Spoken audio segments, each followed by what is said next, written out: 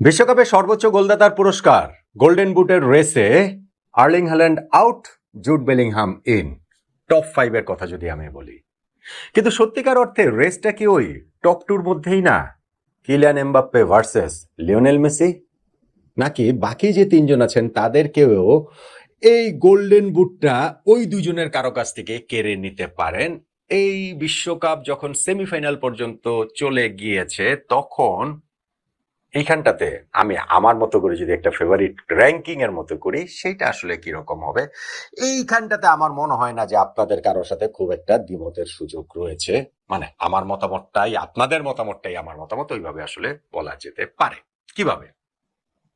দেখুন, golden boot নিয়ে অনেকগুলো আলোচনা আমরা করেছি, বিস্তারিত আলোচনা করেছি, এবং মেসি এমবাপ্পেরা যে বারটা কিরকম রেস করে ফেলেছেন সেইটাও বলেছি। যে ওয়ার্ল্ড কাপে 1978 থেকে 2018 40 বছর সময়ে যে 11টা বিশ্বকাপ হয়েছে তার মধ্যে একটা মাত্র বিশ্বকাপ ব্যতিক্রম ছিল 2002। ব্রাজিলের রোনালদো সেইবার করেছিলেন 8 গোল।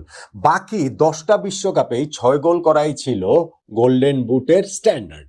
মানে ওই 10 বিশ্বকাপের মধ্যেও 8 বিশ্বকাপে সর্বোচ্চ গোলদাতা ছিল 6 গোল করে, আর 2 বিশ্বকাপে সর্বোচ্চ গোলদাতা ছিল 5 গোল করে। ইনফ্যাক্ট 2010 বিশ্বকাপে তো 5 গোল করে 4 জনের ছিল সর্বোচ্চ গোলদাতা, 4 জনের। এবং সেইখান থেকে থমাস মুলার গোল্ডেন বুটটা জিতেছেন তিনি টাই ব্রেকে গিয়ে বেশি অ্যাসিস্ট থাকার কারণে। তো সেইখান থেকে বারটা রেস করেছেন গত বিশ্বকাপে 2022 সালে মেসি এবং এমবাপ্পে। এমবাপ্পে 8 গোল করে গোল্ডেন বুট পেলেন এবং মেসি সেখানটাতে 7 গোল করেছিলেন, তার ঠিক পেছনেই ছিলেন। আর এই ওয়ার্ল্ড কাপেও এখন পর্যন্তই সেই দুইজনই আসলে লিড করছেন এই রেসটা। তবে শেষ পর্যন্ত তারা থাকবেন কিনা, তাদের দুইজনের কেউ একজন জিতবে কিনা, ওইটা নিঃসন্দেহে একটা রোমাঞ্চকর ব্যাপার হবে। বিশ্বকাপে আমি যদি ওই টপ 5 এর কথা যে বলছিলাম, সেখানেতে ধরেন 5 নম্বরে উসমান ডেম্বেলেকে রাখলাম, যে তিনি 5টা গোল করেছেন ফ্রান্সের হয়ে তিনি এর আগে যে 2টা বিশ্বকাপ খেলেছেন 2018 2022, যেটা একটা ফ্রান্স বিশ্বকাপ চ্যাম্পিয়ন হয়েছে আর একটাতে রানার্স আপ হয়েছে, অথচ 2 বিশ্বকাপে উসমান ডেম্বেলের একটাও গোল ছিল না। কিন্তু সেই ডেম্বেলে আর এই ডেম্বেলে এক না। সেই ডেম্বেলে ছিল প্রমিজিং একজন প্লেয়ার, আর এই ডেম্বেলে একেবারে পরিপূর্ণ একজন প্লেয়ার। এই Dembélé current Ballon d'Or holder. ফলে তিনি যে এই বিশ্বকাপে আলো ছড়াবেন সেটা তো প্রত্যাশিতই। 5 গোল তিনি এখন পর্যন্ত করেছেন, তার মধ্যে নরের বিপক্ষে হ্যাটট্রিকও রয়েছে।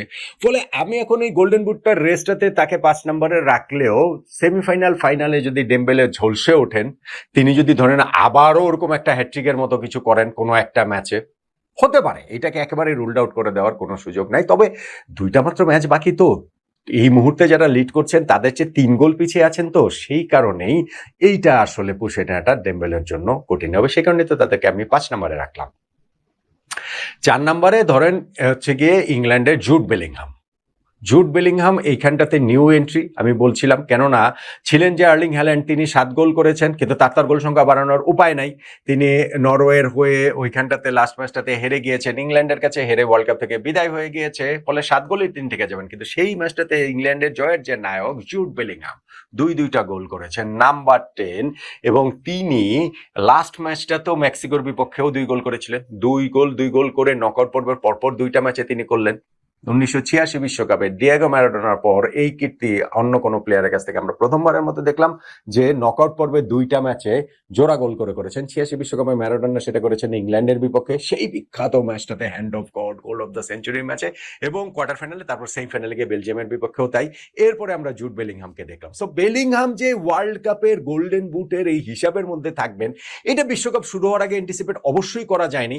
ইনফ্যাক্ট আপনি যদি নকআউট পর্ব শুরুর আগে, অবশ্যই করা যায়নি, কেননা ওই তার 2টা মাত্র গোল ছিল রাউন্ড অফ 16 শুরু হওয়ার সময়। কিন্তু ওই রাউন্ড অফ 16 কোয়ার্টার ফাইনালে 2 দুগুণে 4 গোল করে জুড বেলিংহাম এখন এই রেসটাতে চলে এসেছেন।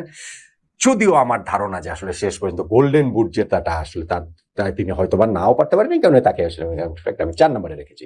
3 নম্বরে রেখেছি হ্যারি কেন। তারই ইংল্যান্ড সতীর্থ, তারও 6 গোল জুড বেলিংহামের মতোই, কিন্তু যেহেতু স্ট্রাইকার তার গোল করার সম্ভাবনার জায়গাটা আরো বেশি, সেই কারণেই তাকে একটু বেলিংহামের চেয়ে এগিয়ে রাখলাম। যদিও গত 2টা ম্যাচেই বেলিংহামের 2 দুগুণে 4 গোল রয়েছে, এবং এই 2টা ম্যাচে ধরেন হচ্ছে গিয়ে হ্যারি কেনের রয়েছে 1 গোল। তো সেভাবে বললে তো বেলিংহামকে একটু উপরে রাখার কথা, কিন্তু কেইনকে রেখেছি কারণ তিনি পিওর স্ট্রাইকার, পিওর নাম্বার 9, এবং তার এই 2টা ম্যাচেও ওই মেসি এমবাপ্পেকে ওভারটেক করার চান্স রয়েছে, এবং সেই জায়গাটা থেকে আসলে হ্যারি কেনকে 3 নম্বর রাখা। 2018 বিশ্বকাপে তিনি গোল্ডেন বুট জিতেছিলেন, তিনি যদি এবার জিততে পারেন তাহলে প্রথম ফুটবলার হিসেবে 2টা বিশ্বকাপে গোল্ডেন বুট জয়ের রেকর্ড হ্যারি কেনের হবে, যেই সুযোগটা ইনফ্যাক্ট কিলিয়ান এমবাপ্পেরও আছে, কারণ এমবাপ্পে 2022 বিশ্বকাপে সেই গোল্ডেন বুটটা জিতেছিলেন।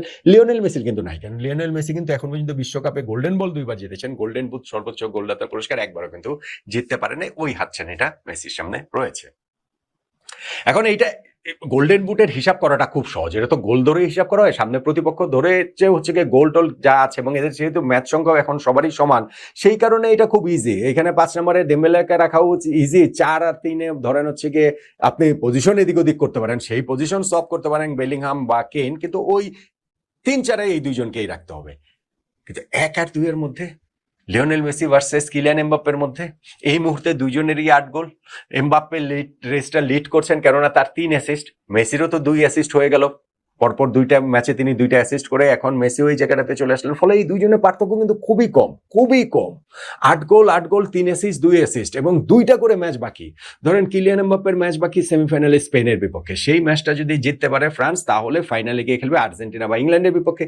ফ্রান্স যদি সেই ম্যাচ হেরেও যায়, তাহলে তৃতীয় স্থান নির্ধারণী খেলাটাতে গিয়ে তারা খেলবে, কারণ সেখানটাতে এমবাপ্পে খেলেন কি খেলেন না সেটা অন্য আলোচনা, ডেম্বেলের ক্ষেত্রেও সেটা বলা যায়। ফলে ওইটা একটা, কিন্তু 2টা ম্যাচ কাগজে কলমের হিসাবে রয়েছে। একই কথা লিওনেল মেসির ক্ষেত্রে, সেমিফাইনাল ম্যাচটা খেলবেন ইংল্যান্ডের বিপক্ষে, সেই ম্যাচ জিতলে ফাইনালে ফ্রান্স বা স্পেনের বিপক্ষে, সেই ম্যাচ হেরে গেলেও তৃতীয় স্থান নির্ধারণী ম্যাচে খেলার সুযোগ রয়েছে। ফলে 2টা করে ম্যাচ রয়েছে, প্রতিপক্ষ বিবেচনায় সবকিছু যদি আমি রাখি, তাহলে এই জায়গাটাতে কাউকে এগিয়ে পিছিয়ে রাখার সুযোগ আসলে ওই অর্থে নাই। লিওনেল মেসি এবং কিলিয়ান এমবাপ্পেকে একেবারেই সমানে সমান রাখতে হবে। কিন্তু আমার কাছে, আমি যেহেতু গত ওই ফেভারিট র্যাঙ্কিং বলেন বা গোল্ডেন বুটের রেস বলেন, এগুলো অনেকগুলো করেছি, অনেকগুলো জায়গা থেকেই করেছি। এইবারের বিশ্বকাপে ধরেন কিলিয়ান এমবাপ্পে, তিনি এখন পর্যন্ত যেই যতগুলো ম্যাচ খেলেছে সবগুলো দলই তো খেলেছে, গ্রুপ পর্বের 3টা ম্যাচ, নকআউট পর্বের 3টা ম্যাচ, 6টা ম্যাচের মধ্যে কিলিয়ান এমবাপ্পে কিন্তু 5টা ম্যাচেই গোল করেছেন। গোল করেন নাই শুধুমাত্র ওই নরওয়ের বিপক্ষে গ্রুপের শেষ ম্যাচটাতে। লিওনেল মেসিও 5টা ম্যাচেই গোল করেছেন। গোল করেন নাই শুধুমাত্র সর্বশেষ ম্যাচটাতে সুইজারল্যান্ডের বিপক্ষে, প্রথম 5 ম্যাচেই তিনি গোল করেছেন। ফলে এই জায়গাটাতে কাউকে খুব এগিয়ে পিছিয়ে রাখার সুযোগ নাই। কিন্তু আমার কাছে আসলে এই রেসটাতে এই মুহূর্তে কিলিয়ান এমবাপ্পে লিড করছেন, একটা মাত্র অ্যাসিস্ট বেশি হওয়ার কারণে আমি এমবাপ্পেকে এগিয়ে রাখবো। আমার কাছে এখনো মনে হয়, ওয়ার্ল্ড কাপ শুরু হওয়ার আগেও মনে হয়েছে, মাঝখানে যে গোল্ডেন বুট নিয়ে আলোচনা করছি সেখানেও মনে হয়েছে যে শেষ পর্যন্ত এই গোল্ডেন বুট জয়ের চান্স কিলিয়ান এমবাপ্পের অনেক বেশি। দেখেন, গোল্ডেন বলের হিসাবটা আলাদা। গোল্ডেন বলের ওই জায়গাটাতে ধরেন যেই দল বিশ্বকাপ জিতবে সেই দলের কোনো একটা প্লেয়ারের বা এরকম মেইন প্লেয়ারের, ধরে নেই এমবাপ্পে, ধরে নেই মেসি, ধরে নেই জুড বেলিংহাম বা হ্যারি কেইন, তাদের গোল্ডেন বল জয়ের চান্সটা অনেক বেশি, দলের সাকসেসের সঙ্গে সেটা অনেক বেশি রিলেটেড। কিন্তু গোল্ডেন বুটের হিসাবটা দলের সাকসেসের সঙ্গে রিলেটেড তো বটেই, গোল না করলে দল, গোল না করলে আর প্লেয়ার গোল করবেন কিভাবে, বিষয়টা তো ওইরকমই। বাট স্টিল ওইটা অনেক বেশি হচ্ছে অনেক ভিজিবল, ওইটা ইন্ডিভিজুয়াল জায়গাটা অনেক বেশি হচ্ছে মানে প্রবল গোল্ডেন বলের চেয়েও। সো সেই জায়গাটা থেকে আমার কাছে মনে হয় যে গোল্ডেন বুট এই বিশ্বকাপে সর্বোচ্চ গোলদাতা যে পুরস্কার 2022-এ রিপিট করবে, সেই জায়গাটাতে কিলিয়ান এমবাপ্পেই আমার কাছে এই মুহূর্তে একটু হলেও এগিয়ে আছেন লিওনেল মেসি। আমার টপ 5 গোল্ডেন বুট জয়ে এই মুহূর্তে দাঁড়িয়ে নাম্বার 1 ফ্রান্সের কিলিয়ান এমবাপ্পে, নাম্বার 2 আর্জেন্টিনার লিওনেল মেসি, নাম্বার 3 ইংল্যান্ডের হ্যারি কেইন, নাম্বার 4 ইংল্যান্ডের জুড বেলিংহাম, এবং নাম্বার 5-এ উসমান ডেম্বেলে ফ্রান্সের, যার চান্সটা আসলে অনেক কম। আপনার ফেভারিট র্যাঙ্কিংটাও কি গোল্ডেন বুট জয় এরকম কিনা, নাকি আপনি মনে করছেন যে না মেসি জিতবে, কিংবা ধরেন হ্যারি কেইন জিতবে, কিংবা ধরেন জুড বেলিংহাম জিতবে? জানাতে পারেন আপনার মতামতটা।